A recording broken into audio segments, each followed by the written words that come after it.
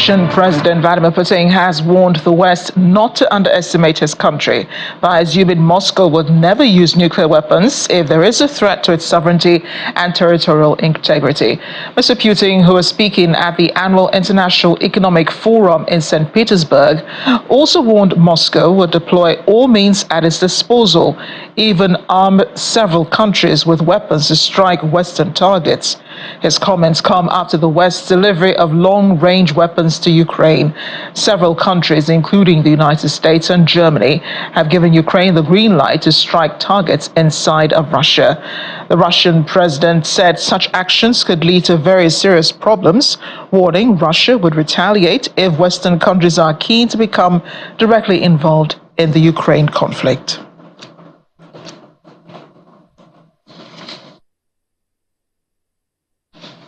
In the meantime, U.S. President Joe Biden says the fight for Ukraine echoes a struggle for freedom on the beaches of D-Day. He was drawing parallels between Russia's invasion of Ukraine and World War II. In a speech commemorating the 80th anniversary of the D-Day landings in Normandy, France, President Biden was speaking just away from 9,388 members of the U.S. military who participated in the landings where they were buried. He warned democracies across the globe were once again under threat, adding autocrats were closely watching the Western response to Ukraine. He vowed the U.S. would not walk away from the conflict, claiming, "If we do, Ukraine will be subjugated and it will not end there. Ukraine's neighbors will be threatened. All of Europe will be threatened." He launched a direct attack on President Vladimir Putin, referring to the long-term president as a tyrant. We'll have more on the ceremony of D-Day much later. But and Professor of International... Our quote, "Don't worry, sir. The 101st is on the job. Everything will be taken care of." That's what he said. And because of their courage and their resolve, because the courage and resolve of their allies, it was taken care of. From the sea and sky, nearly 160,000 Allied troops descended on Normandy. Many, to state the obvious, never came home. Many survived that longest day, kept on fighting for months until victory was finally won. And a few, a notable band of brothers, are here with us today. We stand together.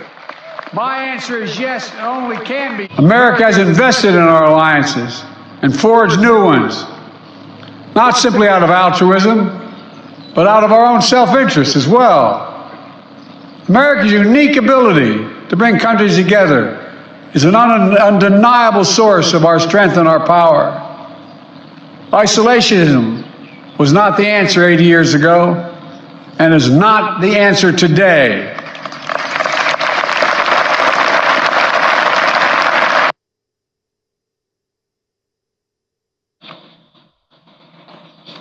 Let's bring in Professor of International Relations at the Lagos State University and founding member, Association of Foreign Relations Professionals of Nigeria, Dr. Dapo Thomas, who joins us from Ojo in Lagos, but currently on the road. Dr. Thomas, thank you for joining us on the program today.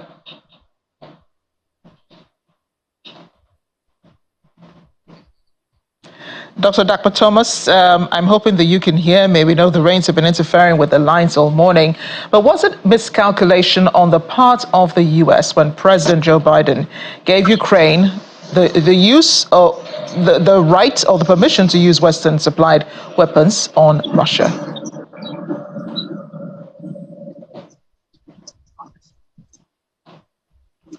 Dr. Thomas? Hello? Oh, okay. Great, you can hear me. I thought for a second yes. the weather had interfered with our connection. Good afternoon. Good afternoon. Great that you could join us on the program. I was asking if it's a miscalculation on the part of the U.S. President Joe Biden when he gave Ukraine the permission to use Western-supplied weapons in Russia. No, I do not think that was miscalculation. I think it was out of desperation and frustration haven't adopted so many strategies and haven't indulged, Putin for some time, for a very long time. I believe that this position should have been taken earlier, in the war. But now the point is, they have to do something. Something has to be done. He cannot continue that way. And he's trying to even use the Israel-Hamas war as a kind of opportunity, a kind of opportunity to continue to bombard, to continue to pummel Ukraine, and then distraction and everything. It cannot continue that way. It's not. You cannot allow one man to continue to hold the entire international system. So something has to be done, and I think that was the kind of frustration and desperation that informed the U.S. decision that Ukraine can use the long-range missiles and some other, nearby borders of Ukraine and Russia. It's not so. It's not. It didn't give them.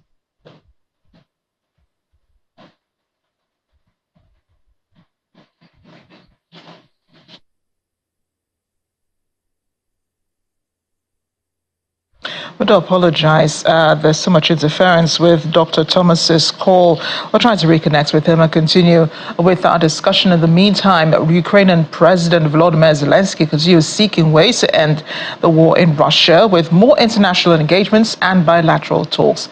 He made a stopover in Doha on Wednesday to hold talks with the Emir of Qatar, Sheikh Tamim Al Thani, at the Lusail Palace. The Ukrainian president thanked his Qatari counterpart for backing UN resolutions condemning Russia, as well as supporting Kyiv's territorial integrity. He lauded Qatar's role for standing as a mediator in returning children forcibly deported by Russia. Kyiv has reportedly accused Moscow of abducting thousands of Ukrainian children and teenagers since the beginning of the war in February. Russia denies the allegations, saying it moved the children from fighting zones out of safety concerns. Mr. Zelensky's trip comes as Kyiv pushes to rally global support to end the Russia-Ukraine war.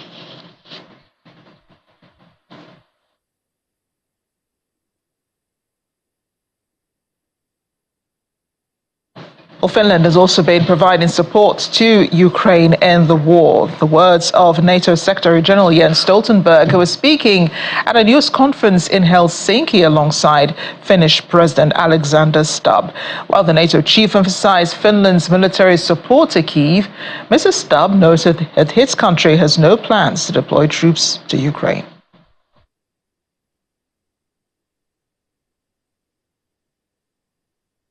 We see ourselves very much as a security provider, not a security consumer in this region. We want to be a very reliable ally. We put our money where our mouth is when it comes to capability. We fully realize the responsibility that we have as a new ally, in the sense that we have just doubled NATO's border with Russia, and that comes with a heavy responsibility. We will do our part in the defense of the alliance based on a 360 approach. So we're not only looking to the east, we also look to the west, south, and north. Finland plays a key role in providing support to Ukraine. You have delivered a significant amount of military support. You have provided around 2 billion euros in military aid. And as you mentioned, Alex, we will discuss at the NATO summit and in the preparations for the NATO summit how to ensure that we stand by Ukraine for as long as it takes. Over the last months, we have seen some gaps, some delays in the provision of military support to Ukraine. We need to ensure that that doesn't happen again, and that's the reason why we are now working in NATO on how to establish a NATO mission for Ukraine.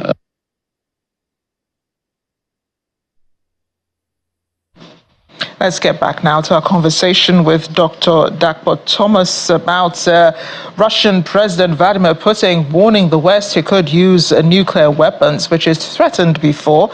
Dr. Thomas, the last time, just before the lines were disconnected, we talked about U.S. President giving the Ukraine the permission to use Western weapons on Russian territory. But the Russian President Vladimir Putin's threat, the one he made this morning, which every news media around the world is carrying, is that, Russia could do the same, could also give, permission to use nuclear weapons. And it's something we've talked about at the start of the war. It shook the West, it shook all stakeholders during the war. Do you think the Western countries went too far poking Russia into considering now the use of nuclear weapons on Ukraine? No, you see, Putin is just a kind of spectacular person, somebody that is the kind of human being that one cannot, a complex human being. Let me just use the word, a complex human being. Because right from the very first day that the war started, Putin has started threatening Ukraine and the West with nuclear weapons. This is madness. Russia, for God's sake, is a member of the United Nations Security Council. And then day 1, day 2, day 3, just maybe 1 month or 2 months into the war, because the other Western powers had come to the rescue of Ukraine in terms of supplying the arms and everything. And then you started threatening with nuclear. Now, Israel has been fighting this war since last October. They have not even talked about, they have not even spoken or said anything about using nuclear. And meanwhile, Israel has nuclear weapons. Not even one, they have not threatened, they have not even mobilized. But he has mobilized, he has taken these nuclear weapons towards Ukraine's territory near Belarus, inside Belarus. And they have started doing drills on nuclear weapons. This is uncalled for. It's uncalled for. This is not how to run the system. This is not how to run the system. The international system is not a kind of system that one man should hold the entire world by the jugular. No. There must be sanity. There must be sanity. So if the Western powers, and like I said earlier, before the network problem, if the Western powers are now giving Ukraine that the leverage, the consent to use this thing, this is because they are tired, they are desperate, they are frustrated by one man holding the entire system to ransom. So if he does it, if he uses nuclear, as if forgotten what they call mad, it's a mutual assured destruction thing. So it's not that his country is going to be immune from destruction. So why should a man be threatening extermination of humanity? One man should be threatening, the entire Dr. humanity. Thomas, it will be difficult to determine what is fair, when there is a war. It's difficult to determine what is fair and what weapons could be used and could not be used. And then who's to determine what weapons should be used in a war like this? No, you see, if you are talking about weapons, Russia has a lot in terms of bombs, in terms of serious, very heavy bombs, not nuclear weapons, very heavy bombs, hypersonic, whatever, all these missiles and everything. He has so many. And then he has even contacted North Korea for help. So what else does he want? Russia is not a small nation. Russia is a very big nation and very powerful. So he should not. Russia is not a nation that should be threatening an ordinary Ukraine with nuclear weapons. So where is the skill? Where is the skill? Where is the military skill? Where is the training? What is he saying? What he's saying in essence is that he cannot fight conventional warfare with ordinary Ukraine, which is very pathetic. Why should Russia be talking about using nuclear weapons? Like I said, Israel is more powerful than Hamas, yet it has not even threatened because it's fighting conventional warfare. Now, Russia has not fought conventional warfare for maybe 6 months, 5 months when Putin started threatening with nuclear weapons. So he has not even exhausted all the available conventional weaponry armaments that he has. And now he's talking about nuclear weapons. So I believe that the Western powers cannot continue. You know, even this nomadic, Operation Neptune that they call nomadic landings, started 1943, before they took, before everything happened in 1945. You know, they were tired. So it's 2 years now into the war, and I think that is maybe one of the similarities we are talking about. The war is about 2 years. The war is 2 years now. And then the nomadic thing started in 1943, and then 1945 it started the operation of taking over the nomadic from Germany. You know, so these are things that one should be very. We should feel concerned about it. Dr. Thomas, no similarities between the Russian war in Ukraine and what happened on D-Day. You've made that clear. But then I also want to point out that President Joe Biden did refer to the Russian president as a tyrant. It's not the first time he's been called names. I'm sure the Russian president is used to that. But would it be fair to actually refer to Putin as a tyrant when even Western leaders have also acted nonchalantly and also acted tyrannical in the past? I give an example. For example, the war in Libya, the US went unilaterally into that war without the cooperation of the other UN Security Council members. No, I disagree with you that the US went into the war without the consent or without a resolution. There was a resolution that was passed, there was an agreement, and that explains why Russia did not do anything. If it was illegal, the only one that the only war that US had fought that I think Putin objected to was the 2003 war in Iraq. For the Libyan thing, China, Russia, even if they did not support, because they knew that even if they had disagreed, US will veto.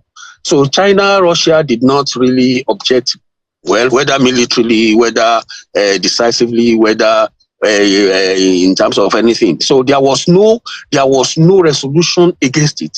And for as long as there was no resolution against it, I don't see it as anything that was wrong.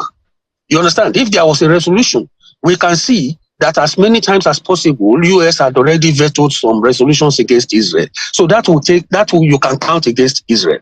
That you can count against US. But now, where is it on record that Russia objected or Russia came up with a resolution? Where is it in record? The United Nations Security Council record that China came up with a resolution on, against US, British intervention in Libya. Nothing. I can't find anything on record. So it's just a speculation. In other words, the Russian president or President Joe Biden is right in referring to President Vladimir Putin as a tyrant. Of course. There is no doubt about it that he's a tyrant, and that's why he's doing this. That's why he's bullying the entire world, not just Ukraine. He's bullying the entire world. That's what is the difference? What is the difference between Hitler and Putin? Now, there a particular statement. The fact is that a particular statement that he made, and there was a particular statement that Hitler made that had copious similarities. Copious. How? Because he was talking about America. You understand? Trying to impose itself or trying to play a kind of policeman of the world and everything on the entire world, and he would not allow that kind of thing. That was what Putin said recently. And then the same thing, when I went into history, I saw that was the same statement that Hitler made. So when you study tyrants and then you study their remarks, you study their statements, and then you see that these people have some kind of semblance of, they have some kind of similarities and everything. So that's why you draw your conclusion. So if he says he's a tyrant, I believe that because number one, the entire world now is attacking Israel for this aggression against Hamas. And then it was a justified. The extent or the degree of retaliation may have been out of proportion. I consider that, because I don't believe that when you are fighting this kind of thing, and then you have about 36,000, 38,000 casualties. That is no longer collateral damage. That is, it's unnecessary. It's uncalled for. It's out of proportion. It's out of proportion. But the problem now is that the Putin thing, who invaded first? Did Ukraine even do anything? You attacked them. You came to Crimea. You took Crimea. You took Crimea in 2014. Sevastopol, the same thing and everything. And then the Donbass thing is here. It's still there. And then you came back 7 years after. He came 2 years ago. That's about 6 years after. He came again. Dr. Thomas. Why? Because he was tolerated. Because he was tolerated in the first instance. In the first time he came in 2014, he was tolerated. The US allowed him. He came, he took Crimea, and nobody did anything. He built a bridge there, the Kerch Bridge. And then that is where he's using to do his armament and to do his all sorts of storages and everything. Thomas. Dr. Thomas, somebody has to stop him. Somebody must stop him. Thank you so much for speaking with us on The World today. We appreciate your thoughts and analysis, and we're grateful that you were able to join us despite the challenges outside. We understand it's been raining all day here in Lagos, and the network has been quite touchy as a result of the weather events.